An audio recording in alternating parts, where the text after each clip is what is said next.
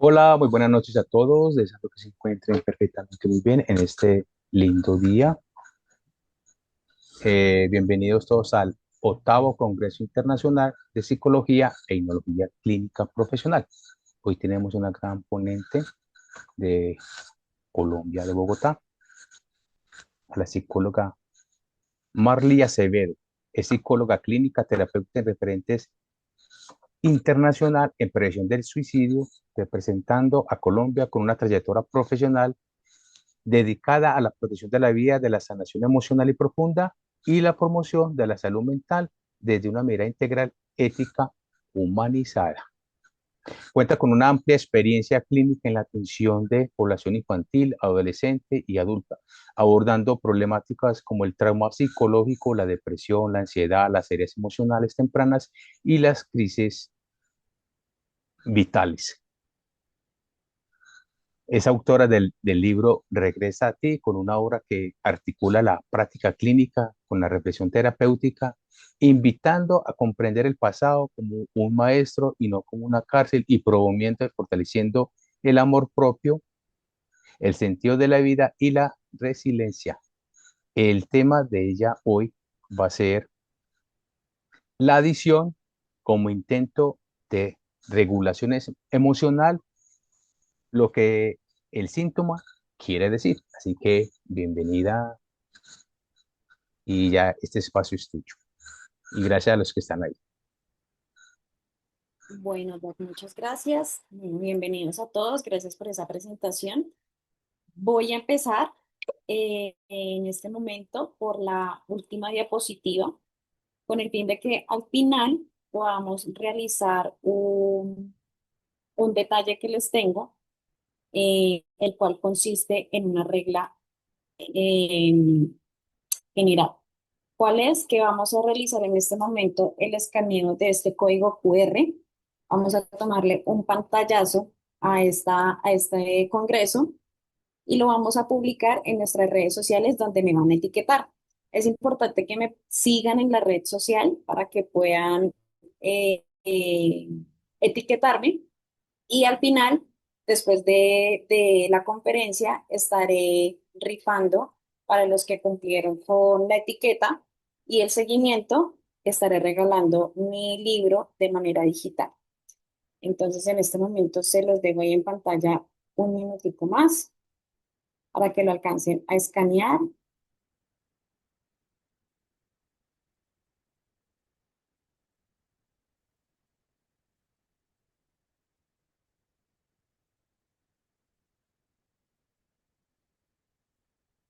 Me sigan en la red social, me etiqueten y después de la conferencia voy a estar rifando y contactándome con la persona ganadora.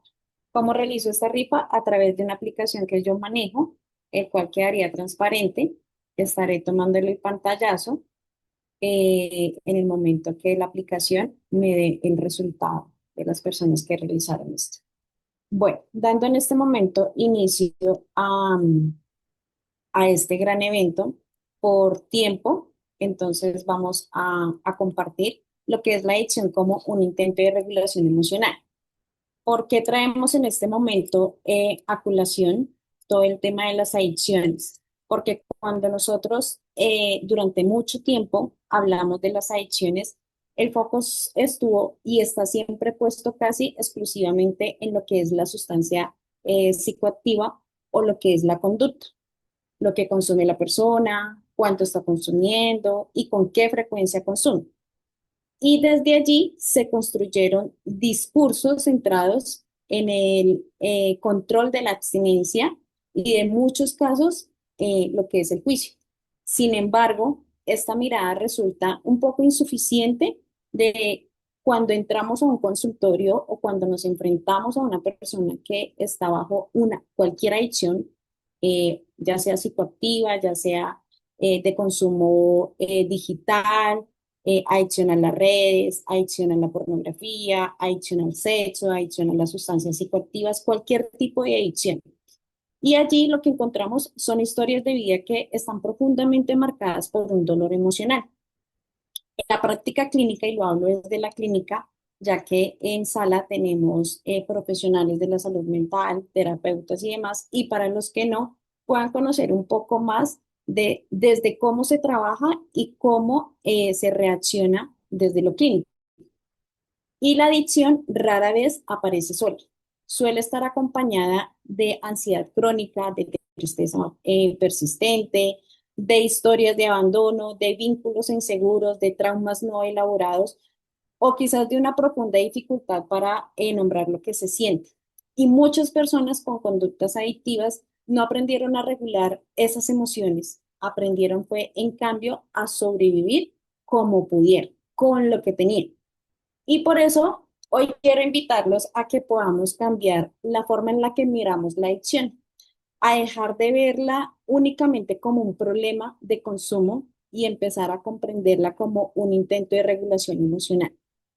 Porque cuando esa persona consume, no lo hace buscando destruirse, no lo hace para afectar una sociedad, lo hace buscando un alivio, buscando silenciar un ruido interno que no sabe ni cómo manejar de otra manera. La sustancia, la conducta o la repetición adictiva que tienen las personas cumplen entonces una función muy específica y es anestesiar el dolor, calmar la ansiedad, llenar el vacío o inclusive poder sostener una identidad fragmentada. El síntoma no es un enemigo, es un mensajero que trae y como todo mensajero necesita ser escuchado antes de ser eliminado. Por eso, desde esta perspectiva, la adicción deja de ser un acto de debilidad moral y se convierte más en una señal de algo de una historia emocional. ¿De quién? De las personas que quedan sin un sostén, sin una palabra, sin respiración, sin reparación, sin herramientas. Entonces, esto nos plantea más a nosotros como sociedad, como profesionales, un desafío clínico muy profundo. Y no basta con quitar el consumo si no enseñamos a la persona a sostener aquello que el consumo, perdón, está tapando.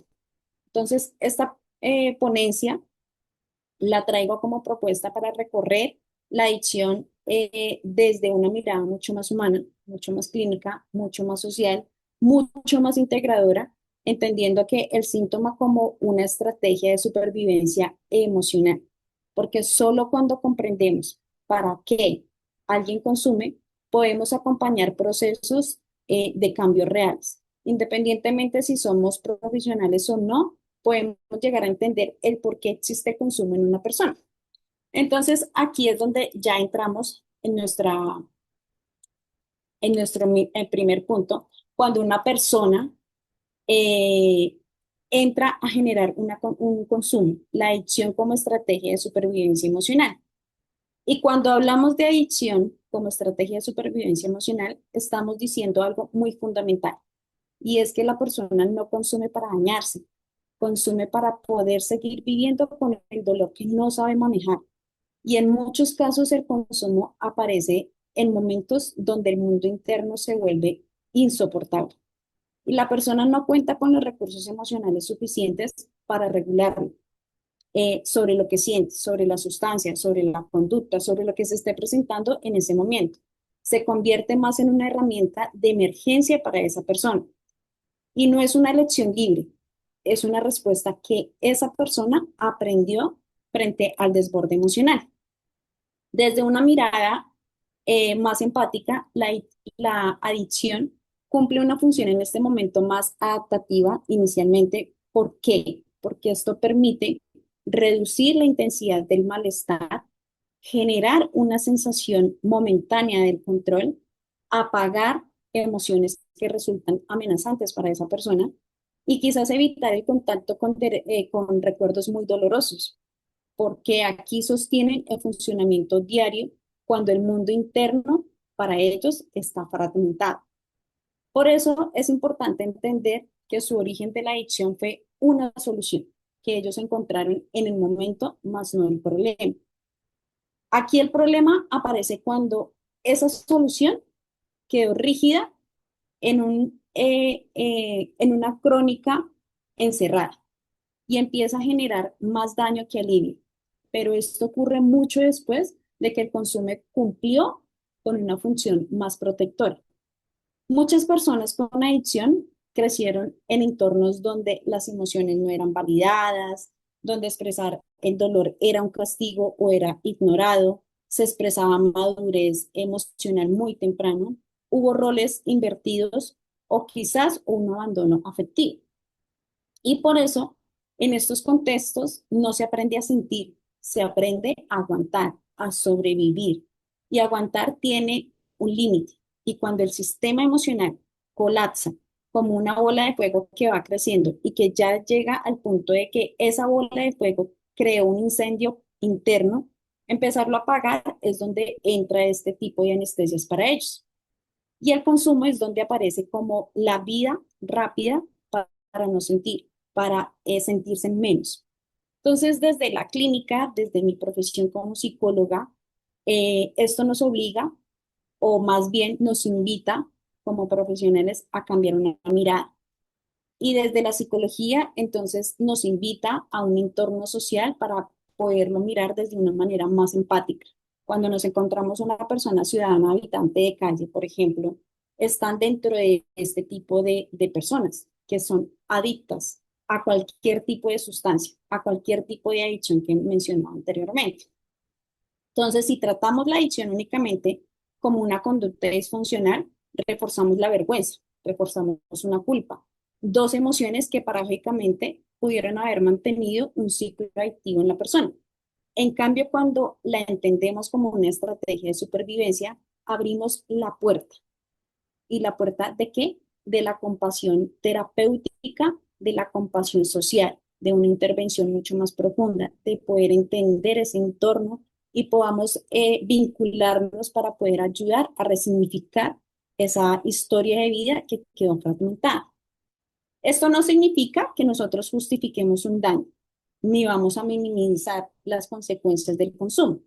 Esto significa que vamos a reconocer que nadie elige una adicción como un proyecto de vida, sino como último recurso frente a un dolor que no encuentra palabras.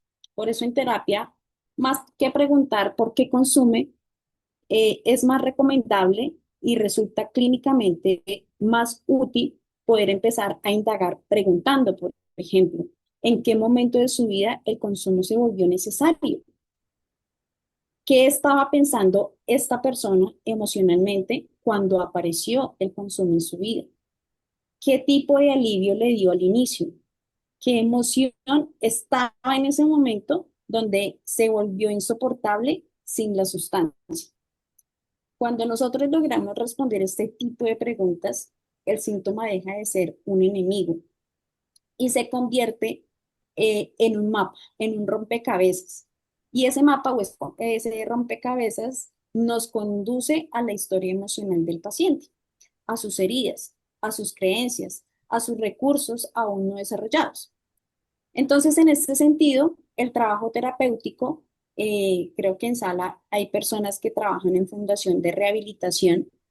Aquí es donde entra ese trabajo terapéutico que no consiste en arrancar la adicción de raíz, sino que es construir esas alternativas internas, ayudar a ese tipo de personas a desarrollar nuevas formas de regulación emocional, de autoconocimiento, de autocontacto, de autoexploración consigo mismo, para que la adicción deje de ser necesaria. Entonces aquí es cuando la persona aprende a sostener lo que siente y donde deja de anestesiar. Toda adicción cumple su función. La adicción y el trauma como la relación silenciosa, en este caso, empieza cuando hablamos del trauma en un contexto de la adicción. Es importante que podamos aclarar desde el inicio que no todo consumo tiene un origen de un trauma, pero en la práctica clínica, en la práctica terapéutica, es muy frecuente que podamos encontrar el trauma no elaborado, encuentra la adicción como una vía de expresión. Por eso nosotros decimos que es una relación silenciosa. Muchas veces no se nombra, pero se manifiesta en el cuerpo y en la conducta como una repetición. Numerosos pacientes, numerosas personas, numerosas comunidades con conductas adictivas tienen antecedentes de experiencias tempranas o que fueron sostenidas de un alto impacto emocional. Por ejemplo, como un abandono emocional, como la violencia física, como la violencia psicológica, como un abuso sexual. Todo esto lo que hace es generarnos unas pérdidas significativas que nunca pudieron ser elaboradas, que nunca pudieron ser gestionadas, que por el contrario lo que hizo fue quedarse callado o como nosotros lo llamamos en la práctica clínica, tragarse las emociones. Estas experiencias no siempre son recordadas de una forma muy clara o de una forma muy consciente para la persona, pero dejan unas huellas muy profundas en su sistema nervioso y en la forma en la que la persona se relaciona consigo misma y con el mundo. Entonces aquí es donde el trauma no es solo lo que ocurrió, sino lo que no pudo ser procesado emocionalmente. Cuando una experiencia se desborda en la capacidad, y es, en este caso lo vamos a hablar desde la niñez, desde la adolescencia, o inclusive muchas veces en las personas adultas, el sistema psíquico o el sistema corporal busca la manera de sobrevivir.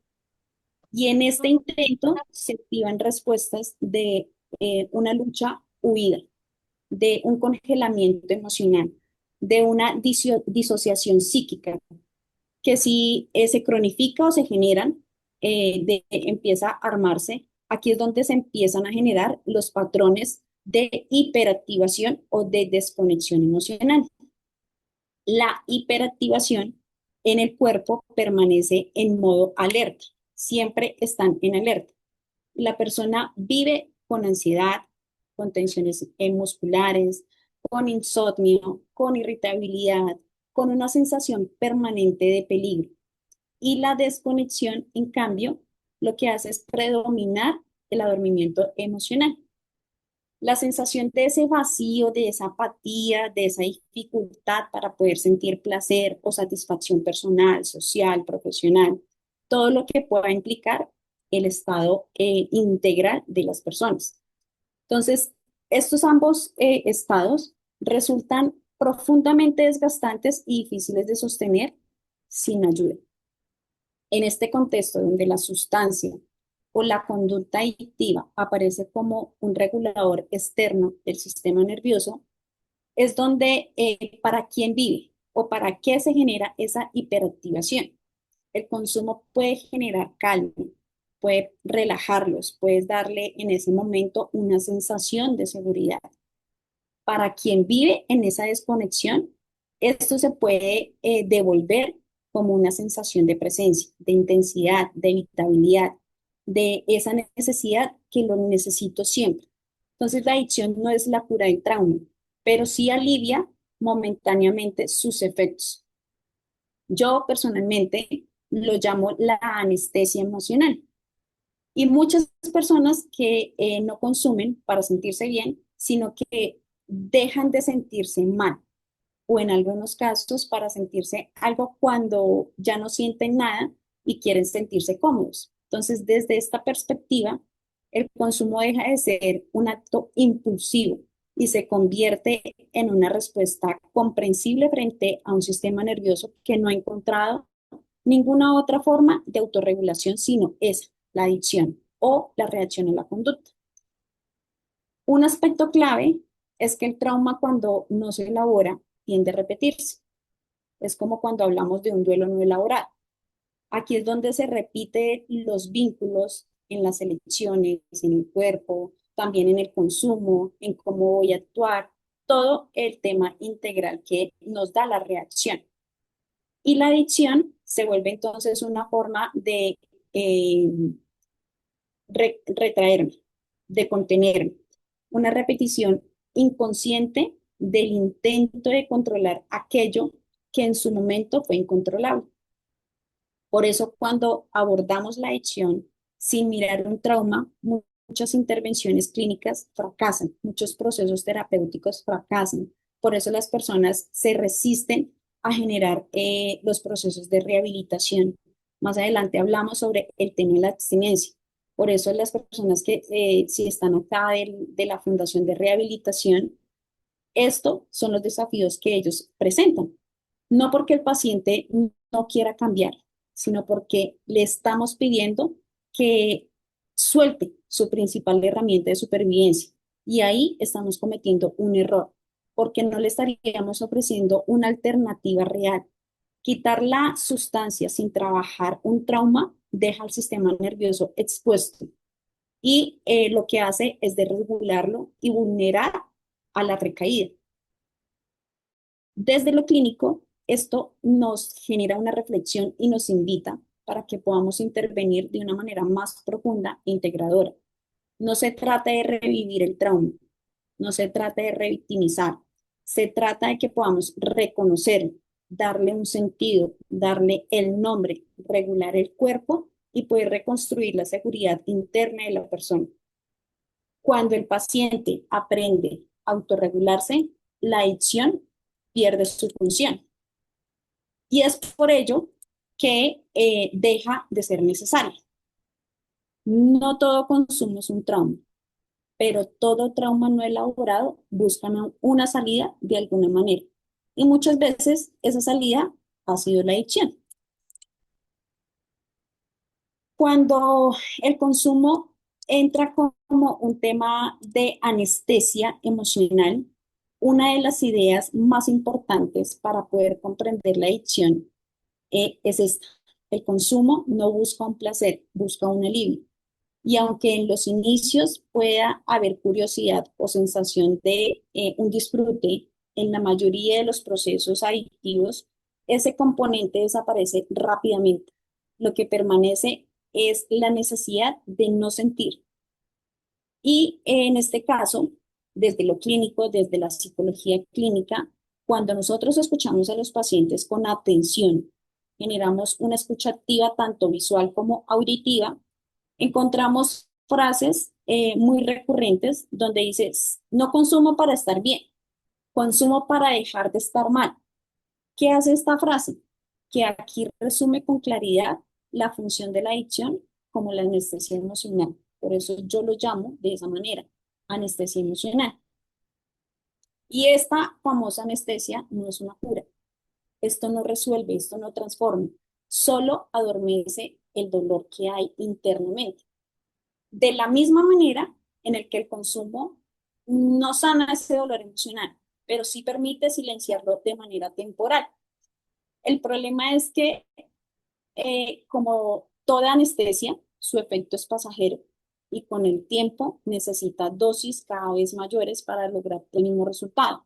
Por eso las personas empiezan con un consumo exploratorio, es decir, empiezan a consumir el tabaco, el vapor, el cigarrillo, todo el tema exploratorio. Como vemos la satisfacción emocional o como vemos que nos adormece, que nos da un resultado interno, físico, entonces empezamos a aumentar. Ya no pasamos de lo básico, sino que pasamos a un consumo de marihuana, a un consumo de bazuco y empezamos a subir, a subir, a subir. Inclusive, no solamente el tipo de sustancia, sino las dosis. O cuando, por ejemplo, estamos hablando de una adicción a redes sociales. Entonces no empiezo con media hora, empiezo después con 45 minutos, empiezo después con una hora, hasta que puedo pasar fácilmente 6 horas en una adicción de redes sociales. En una de mis ponencias en un congreso internacional en prevención al suicidio, hablaba sobre las adicciones híbridas. Esto lo pueden encontrar en YouTube, en la página de Fundación Dale Play. Ahí hablo sobre las adicciones híbridas para que puedan encontrar un poco sobre este tipo de adicciones. Cuando ya vamos en una fase avanzada de la adicción, ocurre algo fundamental que muchas veces no se comprende desde afuera o desde un entorno social. Primero, que ya no hay un disfrute y el consumo deja de estar asociado a un placer y se transforma en una conducta compulsiva, automática. Nosotros muchas veces como seres humanos decimos estoy en piloto automático. Así sucede en las sustancias, en las adicciones. Incluso si la persona ha intentado generar una vivencia del rechazo por la propia persona hacia la adicción. Entonces aquí el paciente ya no consume porque quiera, sino porque siente que no puede dejar de hacer. Y segundo, aparece una dependencia al efecto que lo llaman ellos calmante. La sustancia o la conducta se convierte en el principal y a veces único regulador emocional. Entonces, ante cualquier emoción intensa, como la ansiedad, como la tristeza, como el enojo, el vacío, el cuerpo, la mente, todo activan automáticamente la necesidad de consumir. No hay pausa, no hay una elección consciente, hay una urgencia en este momento para esa persona. Y tercero, el cuerpo empieza a necesitar la sustancia para poder profundizar, no solo a nivel psicológico, sino también fisiológico.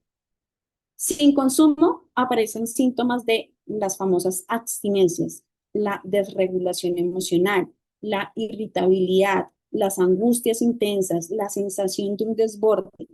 El organismo aquí lo que ha hecho es que se ha adaptado a funcionar con una regulación externa y cuando lo pierde progresivamente, aquí genera una capacidad de autorregularse y es donde resulta fundamental desmontar uno de los mitos más dañinos alrededor de la adicción. La idea de la persona cuando consume porque quiere. Y esta creencia no solo es incorrecta, sino que es profundamente errada socialmente, clínicamente, porque refuerza la culpa, porque refuerza la vergüenza y nos aporta a un aislamiento del paciente, a un aislamiento social, familiar, profesional. Entonces, está mal decir o decirle socialmente a una persona, clínicamente a una persona, usted consume porque quiere. No, consume porque no sabe cómo sostener lo que está sintiendo de manera interna. Cuando una persona no cuenta con herramientas para regular sus emociones, cuando su historia está atravesada por un trauma, por un abandono, por una invalidación emocional, el consumo se convierte en su forma de sostener, porque ellos acá encuentran que sí son validados, que no están abandonados, que sí hay una validación emocional. Quitar esa anestesia sin ofrecer alternativas es mucho más caótico que generar un proceso psiquiátrico. Dejar al paciente expuesto a un dolor que no va a saber manejar, que no sabe manejar porque no tiene las herramientas que se necesitan. Desde una intervención terapéutica, esto implica un cambio radical de enfoque. No se trata únicamente de eliminar un consumo, sino de enseñar a sentir sin que esa persona se desborde, a transitar emociones sin anestesia, a construir recursos internos que permitan tolerar el malestar. El objetivo de un tratamiento no es que el paciente aguante sin consumir, sino que ya no necesite anestesiarse para poder vivir. Cuando la persona aprende a sostener su mundo emocional, el consumo pierde su función y con ello el poder. Por eso, aquí en pantalla les estoy mostrando que intenta regular el tipo de adicción. Y adicional, cuando entendemos que esta emoción intenta regular el consumo, empezamos a ver por qué en muchos casos la adicción y el trauma empiezan a caminar de la mano. Por ello, la adicción y el trauma generan un cambio importante en este punto de lo que les estaba explicando. Si nosotros generamos unas implicaciones terapéuticas cerradas, lo que hacemos es entrar a generar un caos mucho más grande.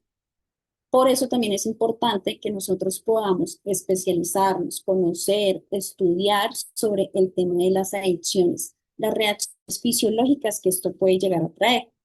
Hay unas implicaciones terapéuticas que nos ayudan a generar y a poder entender, ayudarle a resignificar a las personas su historia, poder entender el por qué llegó al punto del consumo, a cambiar una pregunta clínica por una reflexión, no señalando, no juzgando, no criticando, no diciéndole, pero ¿por qué lo hiciste? Él ya basta de esos señalamientos. Lo que él está buscando es encontrar esas herramientas. Y por eso muchas veces dentro de la práctica clínica encontramos la resistencia a un proceso terapéutico. Dentro de esto, no todo el consumo está, voy a minimizarlos acá, está en el trauma, pero todo trauma no está elaborado buscando esa salida y muchas veces esa salida ha sido la adicción.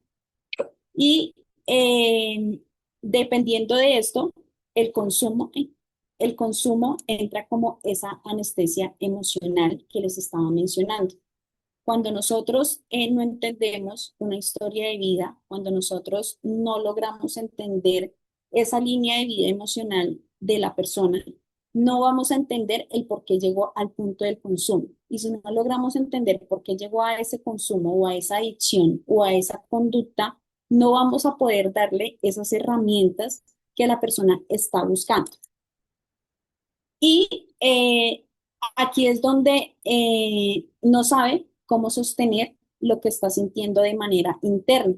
Por eso muchas veces encontramos profesionales, no es por desmeritar, no es por señalar, no es por ofender, si hay profesionales acá en la salud mental, donde empezamos a decir, pero es que si tú empiezas a bajarle a la dosis, ejemplo, si estás con 10 porros al día, por ejemplo, que ellos los llaman porros, quiere decir la marihuana, el pedacito que ustedes ven cuando ellos están consumiendo, cómo lo están armando. Si usted consume 10, bájele a 5. No podemos generarle a una persona de un impacto que empiece a disminuir la cantidad de dosis, porque lo que vamos a generar es el desbordamiento. Y lo que vamos a hacer es que el sistema nervioso o el sistema cerebral empiece a generar un choque y entramos a aumentar esa sintomatología que presentan las personas. O cuando estamos hablando de una persona que es adicta a estar revisando el correo electrónico y a mantenerlo al día. Si nosotros le decimos, ¿cuántas veces entra usted al correo electrónico? No sé, 20 veces al día. Entonces bájele a 10. No vamos a poder porque vamos a alterar una ansiedad, una adicción a que tiene que mantener el correo al día.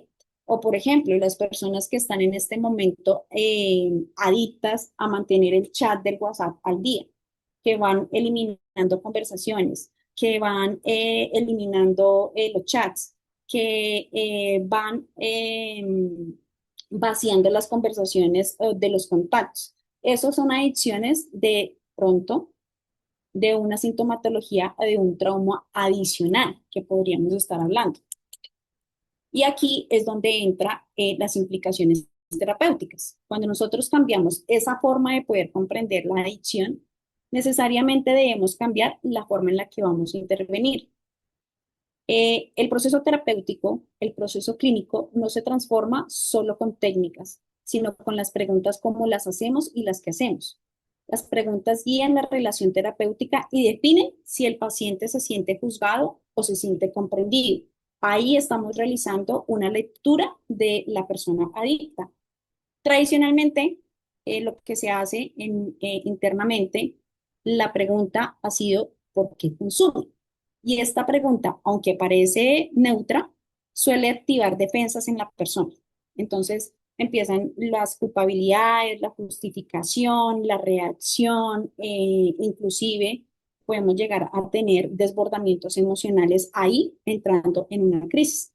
Entonces, ¿qué hace esto? Que coloca al paciente en un lugar de quién debe explicar o excusarse. Y lo que hace esto es reforzar la idea de que el problema está en la voluntad de la persona. Si lo hacemos desde una mirada integradora, la pregunta cambia racionalmente, radicalmente, y la persona la va a comprender mejor sin que se sienta culpabilizada, señalada o que entre un proceso de justificación. Entonces, ¿qué dolor intenta calmar, por ejemplo? Y esta pregunta desplaza el foco del comportamiento al sufrimiento. ¿Qué permite esto? Que nos va a permitir comprender la función del consumo y validar la experiencia emocional del paciente sin justificar el daño. Cuando empezó a necesitar anestesiarse, aquí empieza a aparecer la historia del consumo y deja de ser un evento aislado y se conecta emocionalmente a vitales específicos, a pérdidas, a traumas, a rupturas, a exigencias. Por eso es importante que podamos comprender cómo se traduce este tipo de adicciones, lo que el síntoma quiere decir.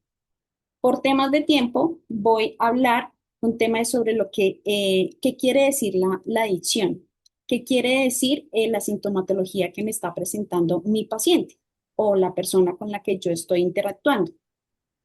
Y aquí lo que estamos hablando es de ansiedades, de tristezas, de depresión, de frustración, de impotencia, de que nunca fue validado como persona, de que nunca fue escuchado emocionalmente, de que sus emociones eran, no llore, porque llora.